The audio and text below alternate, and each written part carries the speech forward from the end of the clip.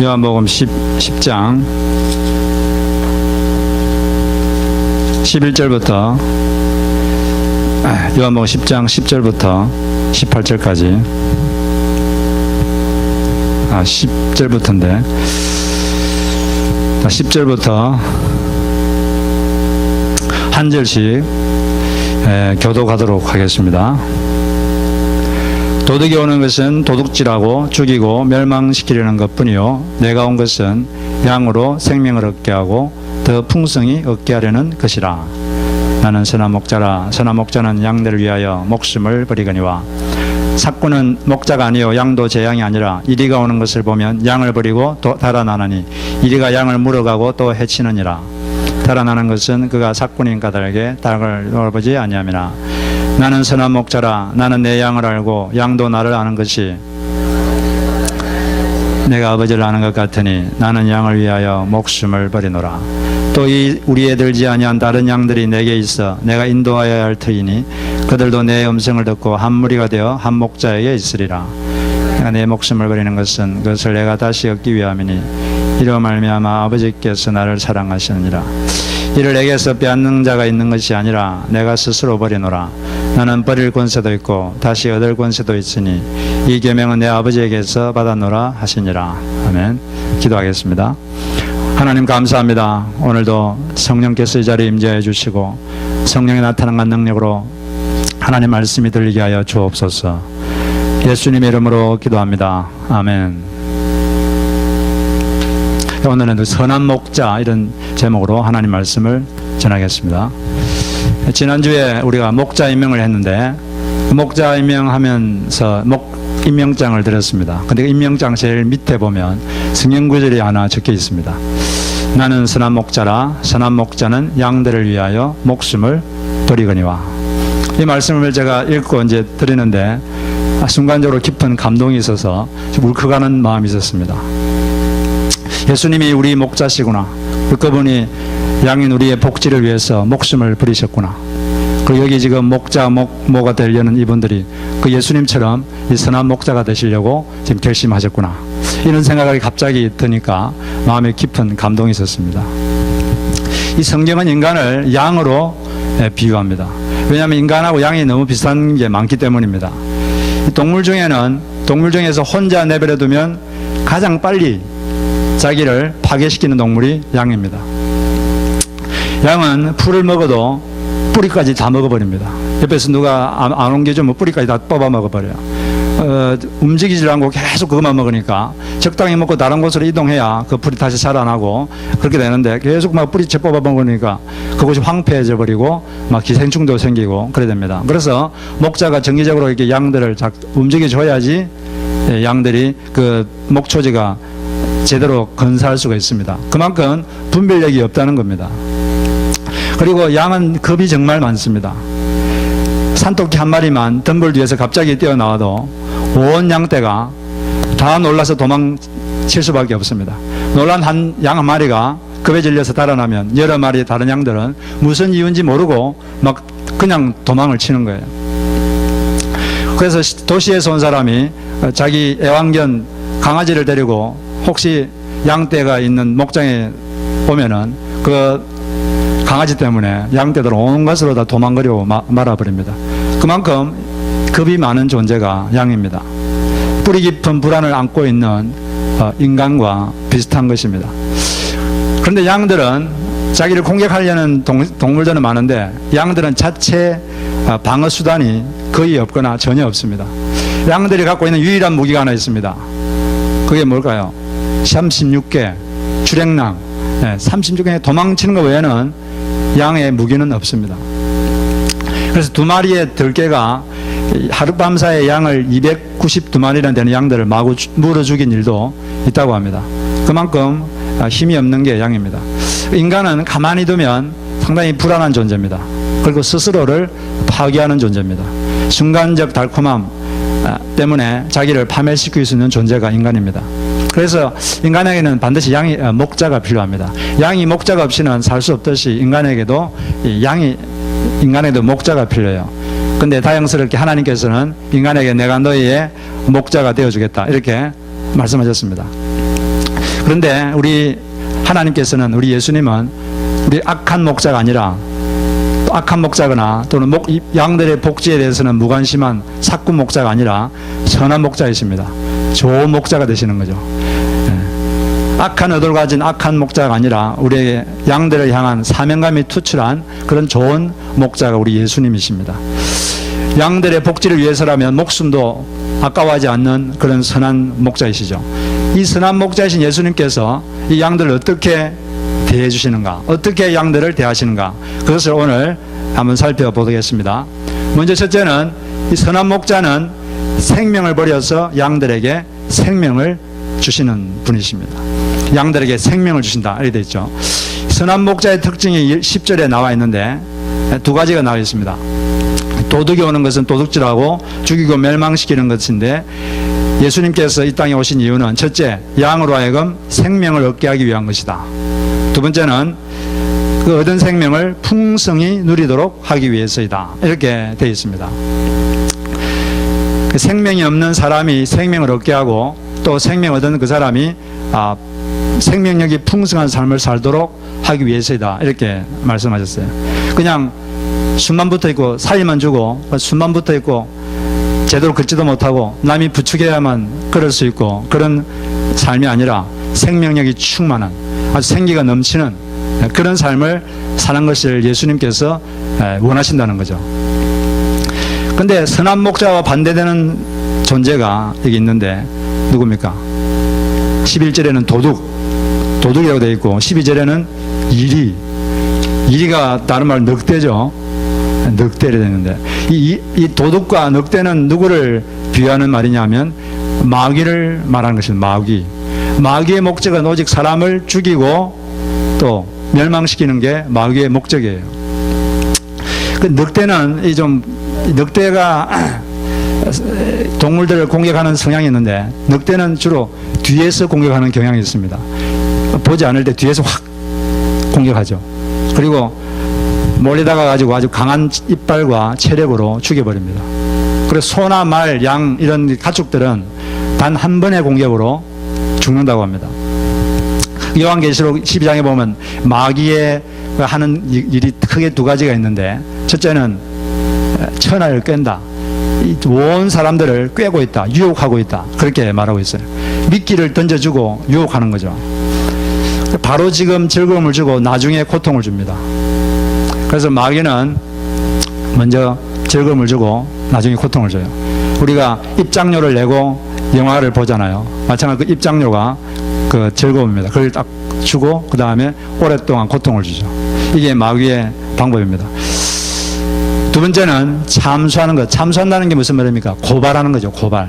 잘못하고 나면, 죄짓고 나면 고발을 합니다. 누구한테 고발하냐 하면은 먼저 죄지은 그 사람의 양심에 고발해요. 그 양심에 막 아픔을, 가책을 줍니다. 죄책감을 막 주어서 하나님께 나가지 못하도록 만듭니다. 그리고 또 다른 도구를 통해서 그 사람을 고발하는데, 그게 뭐냐면 다른 사람의 험담을 통해서, 다른 사람의 비판을 통해서 그 사람을 고발합니다. 그렇게 되면 그 사람이 더 이렇게 낮아져서 하나님께 할 수가 없죠. 그리고 공동체에서 소외되게 되는 그런 일들이 일어납니다. 이런 식으로 해서 마귀는 이 사람들을 이렇게 죽여가지고 자기 일을 위해서 예비된 영영한 불, 지옥, 거기에 인간들을 이렇게 데려갑니다. 원래 그 지옥이란 건 사람을 위해서 있는 게 아니라 이 마귀를 위해서 있는 거예요. 그런데 마귀 혼자 가기 싫으니까 꿰어가지고 같이 가는 거예요, 사람들을. 이처럼 이제 악한 마귀의 게임을 받아서 이제 죄를 짓고 하나님 떠난 사람들은 다 죽어 있다, 이렇게 말하고 있습니다. 예수님께서 양들로 하여금 생명을 얻게 한다, 이렇게 되어 있는데, 생명을 얻는다 이 말은 지금 생명이 없다는 말이죠. 근데 지금 예수님 말하고 있는 사람은 다 살아있는 사람이에요. 여기서 생명이란 것은 어떤 육적인 생명이 아니라 영적 생명을 말합니다. 영적으로 죽어 있는 사람에게 영적으로 살려준다. 인간이 죄를 지어 하나님과 분리된 상태, 이걸 죽었다, 이렇게 말을 합니다. 꽃꽂이에 있는 꽃은 죽었습니까? 살았습니까? 그건 죽은 거거든요. 꽃의 뿌리가 잘라지는 순간 그건 죽은 것입니다. 왜? 이 꽃의 생명은 땅에 있거든요. 땅하고 딱 연결되어 있으면 살았는데, 그 생명의 근원이 땅과 딱 분리되는 순간 꽃은 죽은 거예요. 근데 꽃꽂이의 꽃이 더 멋있어 보입니다. 당장은 더 멋있어 보이지만 이 생명이 없기 때문에 곧 시들해집니다. 시들해져서 쓰레기통에 들어가게 돼요. 그 다음에 물고기가 물을 떠나면 죽었습니까? 살았습니까? 그 죽은 거예요. 물고기의 생명은 물에 있습니다. 이 물이 없으면 잠시 밖에 나와 있으면 잠시는 살아있는데 죽었다는 게 금방 드러나요. 금방 썩어가지고 냄새가 나고 그렇게 됩니다. 왜? 죽어 있으니까. 생명이 없으니까. 인간의 생명은 하나님께 있습니다. 하나님께 연결이 안 돼 있으면 그 사람 죽은 거예요. 살아있는 것 같은데 죽었습니다. 곧 죽었다는 게 금방 드러나게 돼요. 그래서 하나님을 모르고 떠나 있는 사람은 살아있는 것 같은데 금방 시들해집니다. 사는 게 시들시들해요. 왜 사는지를 모릅니다. 그 다음에 죽어있기 때문에 금방 냄새가 납니다. 죄의 악취가 나게 되는 거예요. 그게 하나님을 떠나서 생명 얻는 사람들의 그게 특징입니다. 근데 이런 인간에게 하나님께서 이 살리려고 예수님께서 오셨어요. 그리고 이 살리기 위해서 예수님이 자기의 목숨을 버리셨습니다. 18절에 보면 나의 생명을 내게서 빼앗는 자가 있는 것이 아니라 내가 스스로 버리노라. 나는 버릴 권세도 있고 다시 얻을 권세도 있으니 이 계명은 내 아버지께서 받아노라. 예수님은 누가 강요해서 자기 목숨을 버린 게 아니라 스스로 자발해서 목숨을 버렸습니다. 그리고 또 자기 목숨을 스스로 얻었어요. 이 말은 부활하셨다는 거죠. 예수님은 스스로 자기 목숨을 버리시고 스스로 십자가에서 죽으시고 다시 부활하셨습니다. 그 부활하셔서 지금 어디에 계십니까? 지금 하늘나라 계시죠. 그리고 지금 조금 있다가 다시 이 땅에 재림하십니다. 우리 이 세상을 심판하고 우리 성도들을 구원하기 위해서 다시 오시는 것이죠.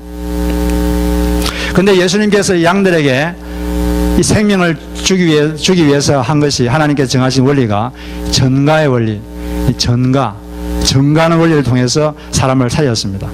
이사야 53장 6절에 보면 우리는 다 양 같아서 그릇 행하여 각기 제 길로 갔거늘 여호와께서는 우리 모두의 죄악을 그에게 담당시키셨도다. 그에게 전가시켰다. 이 전가의 원리가 나오는데 인간의 모든 죄를 하나님이 예수님에게 다 전가시켜서 예수님을 대신 죽이셨습니다. 그리고 예수님은 이 땅에 살면서 한 번도 죄를 지어본 적이 없습니다. 하나님 모든 법을 완전히 다 지켰어요. 예수님 완전한 의를 갖고 있으신데 그 의를 인간에게 전가시켜 준 거죠. 예수를 믿으면 예수님의 의를 인간에게 전가시켜 줍니다. 그래서 인간의 죄는 예수님께 다 전가시켜서 예수님을 다 벌하시고 또 예수님 믿는 사람에게는 예수님의 그 모든 의를 한 번도 죄를 지은 적이 없고 한 번도 하나님의 법을 어긴 적이 없는 그 예수님의 의를 인간에게 그대로 다 전가시켜 주는 거죠. 그래서 예수님 믿으면 하나님과 다시 연결이 되고 생명을 얻게 되는 것입니다. 예수님과 연결되셨습니까? 근데 예수님께서는 자기가 목자인데 삭군이 아니라 선한 목자다 이렇게 말했어요. 삭군이라는 것은 돈 받고 잠시 봐주는 거예요, 양들을. 그 삭군은 양에 대한 애정이 없습니다. 그냥 적당히 시간만 때우면 돼요. 삭군의 목적은 뭘까요? 양의 고기, 양의 털, 이게 목적이죠. 이리가 와서 자기가 좀 위험하면 도망칩니다. 돌보질 않아요. 근데 선한 목자는 양을 위해서 자기 고기를 줍니다. 자기 살을 주고 자기 피를 흘립니다. 그 예수님이시죠. 예수님께서는 십자가에서 양들을 위해서 자기 살을 뜯어서 주셨고 자기 피를 흘려서 양들을 돌보셨습니다. 이처럼 양들에 대한 사명감을 가지고 있는 선한 목자십니다. 이 예수님이 지금 우리와 함께 계십니다. 그분이 우리를 돌보고 있다는 이 사실을 가지고 여러분 위로를 받으시기 바랍니다. 이 삭군 목자는 이 양을 볼 때, 사람을 볼 때 이용 가치로 사람을 봅니다. 근데 선한 목자는 사람 볼 때 존재 가치로 그 사람을 보게 됩니다. 이용 가치란 건 뭐냐면 능력과 관계됐죠. 얼마나 능력이 있느냐. 그 있으면은 좀 좋아하고 안 그러면 싫어하고. 존재 가치란 것은 그냥 그 자체가 존재가 있는 거고 그 자체를 귀하게 여기는 거죠. 인간이 왜 가치가 있습니까? 하나님의 손길이 묻어있기 때문에 가치가 있는 거예요. 피카소가 그냥 장난으로 선을 한두 개 껴놔도 가치가 있습니다. 왜? 피카소가 손을 댔으니까 그 가치가 있는 거예요. 우리 인간이 왜 가치가 있냐면 하나님이 손을 대셨기 때문에 가치가 있는 것입니다. 하나님의 형상대로 인간이 만들어졌기 때문에 인간에게 존재의 가치가 있습니다. 그래서 이런 성경적인 가치관이 있는 사람들은 장애인들을 아주 귀하게 여깁니다. 이 지금 미국 사람들은 성경적인 가치관이 그래도 많이 배어 있는데, 그렇기 때문에 장애인들을 되게 귀하게 여기고 그분들을 되게 사랑해요. 여기 제가 펠로십 철치에도 보면 지체장애자들이 몇 분 계신데 와서 보면은 참 그분들을 사랑해주고 아껴주고 그분들이 이 교회에서 아주 잘 지내는 걸 제가 보게 됩니다. 그 존재 자체, 그 영혼 자체를 사랑하기 때문입니다. 여러분들도 옆에 있는 사람들을 이용 가치로 보지 마시고 존재 가치로 보시기를 바랍니다. 할렐루야. 하나님이 그런 분이고 우리도 사람을 그렇게 봐야 됩니다. 그래서 우리 예수님은 선한 목자가 되셔서 우리 양들의 목숨을 위해서 자기 목숨을 버리셨습니다. 지금도 이런 정신으로 우리를 돌보고 있습니다. 그 다음에 이제 두 번째, 선한 목자인 예수님은 양이 풍성한 생명을 누리도록 지금 돌보고 계십니다. 예수님은 이렇게 사람을 살려만 두시고 그냥 내팽개치시는 분이 아니라 이 양이 생명력이 풍성한 삶, 생기가 넘치는 삶을 살도록 하는 게 예수님의 두 번째 목적입니다. 목자 대신 하나님의 돌봄을 충분히 체험했던 다윗이, 행복했던 양 다윗이 이렇게 고백했습니다. 시편 23편 1절에 여호와는 나의 목자이시니 내게 부족함이 없습니다. 내게 부족함이 없다, 이 말은 하나님의 돌보심에는 부족함이 없다, 그런 말입니다. 많은 학자들이 이 시편 23편은 다윗이 인생의 위기에 있을 때, 아주 어려움에 처했을 때 쓰여진 시편이다, 이렇게 공통적으로 말을 합니다. 많은 어려움이 있었지만 하는 말이 내 인생에 하나님의 돌보심에는 부족함이 없었습니다, 이렇게 말하는 거예요. 어려움이 없다 이 말이 아니라 그분의 하나님의 돌보심, 거기에는 부족함이 없다는 거죠. 웨이트리스 중에도 좀 섬김이 부족한 사람이 있는데 하나님은 우리 인간의 돌보심에 부족함이 없습니다. 어떤 상황에서도 하나님께서는 우리를 돌보시고 그 하나님의 돌보심 안에서 하나님 저는 만족합니다, 이렇게 고백하는 게 우리 하나님의 양들의 특징입니다. 그 하나님께서 이렇게 하나님의 돌보심에 부족함이 없는 이유가 뭐냐면 하나님 우리를 잘 아시기 때문이에요. 얼마나 우리를 잘 아시느냐. 여기 14절에 보니까 어느 정도 수준으로 우리를 알고 있는가. 여기 14절 15절을 한번 같이 한번 읽어보겠습니다. 시작. 나는 선한 목자라. 나는 내 양을 알고 양이 너 나를 아는 것이 아버지께서 나를 아시고 내가 아버지를 아는 것 같으니 나는 양을 위하여 목숨을 버리노라. 예수님이 우리를 아시는 수준이 어느 정도냐면 하나님 아버지가 예수님을 아는 수준, 예수님이 하나님 아버지를 아는 수준, 그 정도 수준으로 아주 친밀하게 아주 모든 것을 다 알고 계시다는 거죠. 예수님 우리의 모든 사정과 우리의 모든 마음과 모든 것을 다 알고 계신 줄로 믿습니다. 그분께서 우리를 돌보시겠다고 약속하신 거예요. 여러분들이 이 세상에서 힘 있는 사람이 와가지고 예를 들어서 뭐 워런 버핏이나 이런 사람이 와가지고 이렇게 말했다고 합니다. 제가 당신을 잘 알고 있습니다. 제가 당신의 뒤를 봐드리겠습니다. 이렇게 말한다면 얼마나 든든하겠습니까? 예수님께서 그렇게 하신다는 거죠. 근데 이렇게 예수님께서 돌보시는데 어떤 식으로 돌보시기 때문에 그러면 우리 예수님의 양들은 이 풍성한 삶, 이 생명력이 풍성한 삶을 살게 되는가? 이 두 가지로 예수님께서 우리를 돌보시는데 첫 번째로 적절한 생명 언어로 우리를 돌보십니다. 적절한 생명 언어. 그런 언어를 사용하셔서 우리를 돌보시죠. 이 주님께서는 필요할 때마다 아주 적절한 말씀을 주심으로써 사람을 돌봐주십니다. 이 성경에 수많은 생명 언어들이 많이 기록되어 있습니다. 그 말씀들에다가 자기 믿음을 딱 합치면 우리가 살아나는 거죠. 우리 영혼이 살아납니다. 이번 주 초에 제가 말씀을 혼자 읽다가 갑자기 이 말씀이 또 생각났어요. 나는 선한 목자라. 선한 목자는 양들을 위하여 목숨을 버리느니라. 이 말씀을 갑자기 생각났는데 상당히 감동이 됐습니다. 아, 예수님이 나의 선한 목자시구나. 내가 혼자 있는 게 아니구나. 그분이 목자가 되셔서 나를 이끌고 계시는구나. 인도하고 계시는구나. 그 생각이 갑자기 들면서 아주 감동이 됐어요. 그러면서 막 눈물이 주르르 흘렀습니다. 그러면서 하나님 감사합니다. 감사합니다. 이렇게 제가 고백했습니다. 그리고 하나님 저도 예수님처럼 좀 선한 목자가 되게 해 주십시오. 이렇게 간절히 기도를 드렸습니다. 왜냐하면 나는 선한 목자라. 그 말이 제 마음에 들려오는 순간 제 영혼이 살아난 거죠. 예수님이 선한 목자라는 걸 믿으시기 바랍니다. 예수님이 우리 각자의 선한 목자가 되십니다. 예수님께서는 이렇게 필요할 때마다 적절한 말씀을 주셔서 사람을 살리죠. 바울이 고린도 지방에 갔는데 거기 많은 핍박이 있었습니다. 그때 이제 주님께서 밤에 나타나셨어요. 그리고 이렇게 말씀하셨습니다.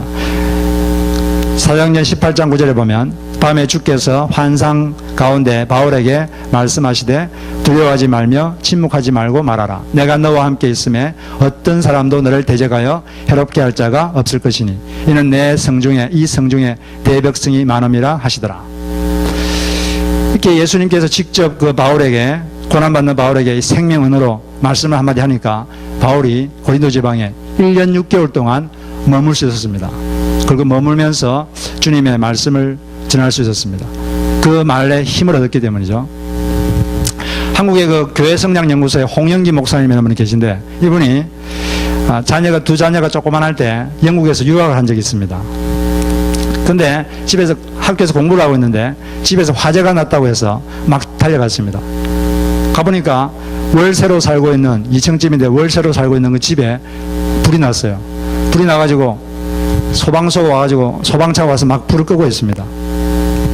이유를 알아보니까 애들이 둘이가 되게 조그마한데 책상을 뒤지다가 책상에서 성냥을 발견했어요. 그 신기해서 성냥을 가지고 한번 탁 켰는데 탁 켜니까 뜨겁잖아요. 뜨거우니까 그냥 성냥을 그냥 확 던졌습니다. 그 던졌는데 어디에 갔냐니까 침대에 그냥 성냥이 탁 떨어졌어요. 그리고 침대에 막 불이 붙었습니다. 빨리 가야 되는데 얘들이 어떻게 할지 모르고 계속 거기 서 있었어요. 더우니까 그냥 옷 벗고 견디다가 더 이상 못 견뎌가지고 겨우 2층에 있다가 내려와가지고 엄마 이상해 그래서 가보니까 막 불이 나 있었고 더 이상 늦어가지고 더 이상 손을 쓸 수가 없었어요. 그래가지고 소방차 와가지고 이제 집이 다 탔는데 그 불타고 있는 그 집을 보니까 가슴이 철렁 내려앉았습니다. 절망적이었습니다. 이거 우리 집도 아닌 자기 집도 아닌데 남의 집 월세 타고 있는데 불이 다 타버렸어요. 그리고 생활도구 다 몽땅 다 타버렸습니다. 지금도 지금 생활비가 부족해서 지금 쩔쩔매고 있는데 어떻게 하나 아주 걱정이 많았습니다. 마음이 너무 절망적이었어요. 그래서 너무 마음이 괴로워서 그때 막 기도를 했습니다. 막 기도를 한참 했어요. 막 방언으로도 기도하고 그랬는데 기도를 하니까 그때 이분 마음속에 이 내면에 이런 소리가 음성이 들렸습니다. 두려워하지 말아라. 내가 너와 함께 하느니라. 이 모든 것이 더 좋게 변할 것이다. 이런 내면의 음성이 이렇게 들려왔습니다. 그 순간에 마음에 이렇게 평안이 왔어요. 그때부터 주님께서 서서 일을 하기 시작하셨습니다. 이분이 어떤 교회 협동 목사님으로 계셨는데 그 교인들이 이야기를 듣고 필요한 옷, 가재도구 등을 다 갖다 드렸어요. 그리고 한국의 교회에서도 장학금이 따로 오셨고 그런데 그 집이 다행히 화재보험이 들어있었는데 집이 아주 오래된 집입니다. 근데 보험회사에서 보험금을 줬는데 시세보다 훨씬 많은 돈을 줘버렸어요. 그래가지고 주인이 고맙다고 감사 편지를 자기에게 보내왔다고 합니다.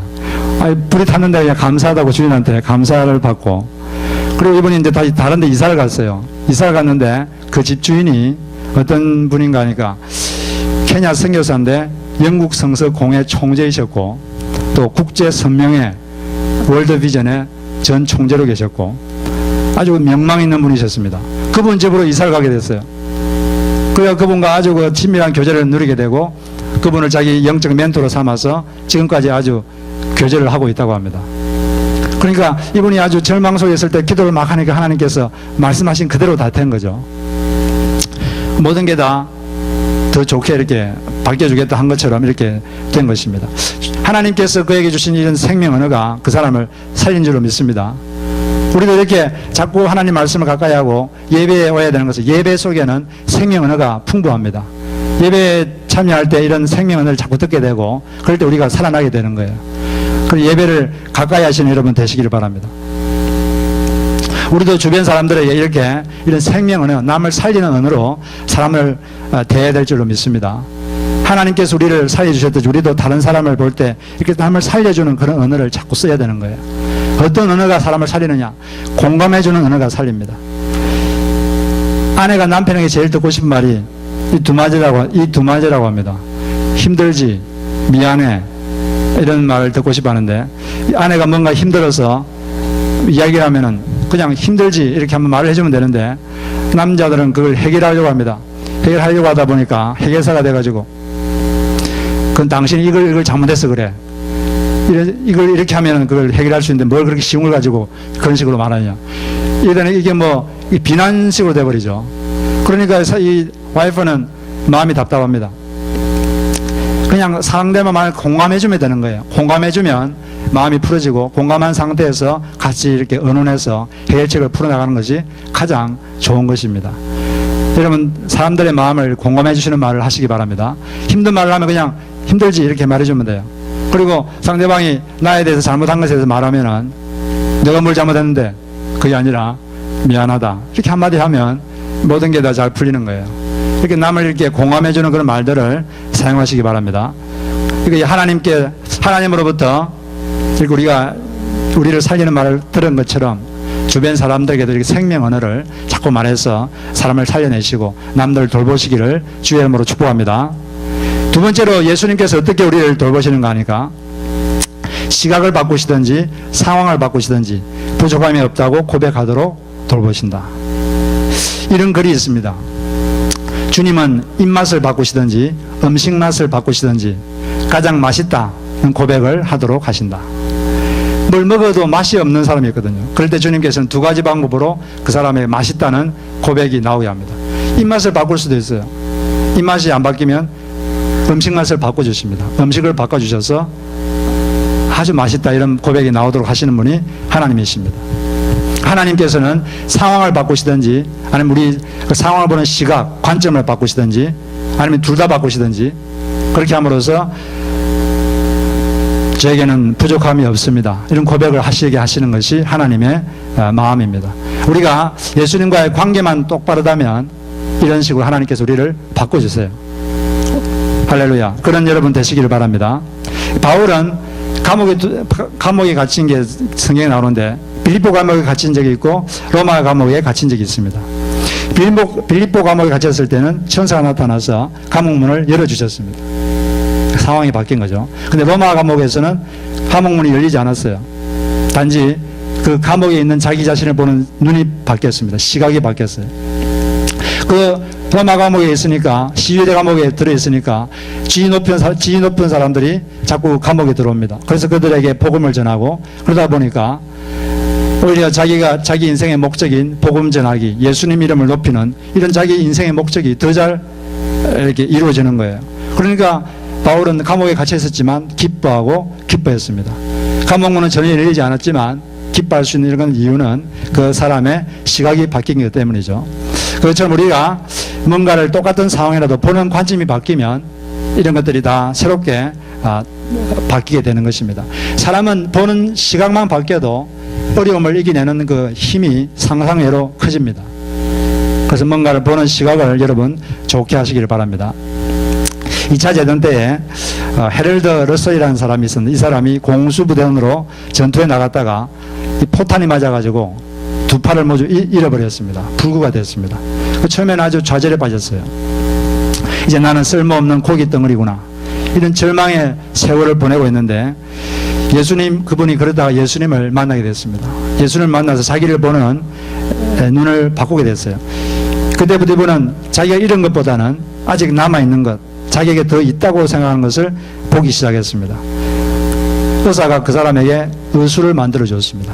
의수를 만들어줘서 그는 피나는 노력을 통해서 그 의수로서 글을 쓰고 타이핑하는 것을 배웠습니다. 그래서 이분이 그 의수를 가지고 많은 일을 했어요. 근데 이 사람의 그 이야기가 다른 사람이 알려져가지고 이 사람의 이야기가 영화로 만들어졌습니다. 그 영화가 우리 생애 최고의 해 이런 영화로 만들어졌어요. 이분이 직접 불구의 몸으로 거기 가서 연기를 했습니다. 연기를 해가지고 그의 아카데미 주연상을 탔어요.